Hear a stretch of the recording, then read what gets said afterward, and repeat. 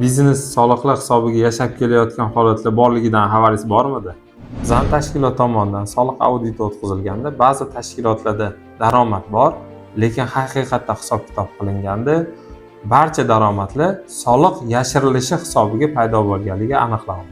Masalan, tovar moddiy boyliklarni tannarxi noto'g'ri hisoblanishi, import qilingan mahsulotlarni bojxona qiymatidan arzon sotilishi, kompensatsiya to'lovlar noto'g'ri hisoblanganligi, foyda solig'i bo'yicha chegiriladigan va chegirilmaydigan xarajatlar noto'g'ri yuritilishi hisobiga, bundan tashqari korxona tomonidan olingan pullar bo'yicha hujjatlar rasmiylashtirilmagani uchun moliyaviy jarima va soliqlar hisoblanishi mumkinligi holatlari kuzatilyapti.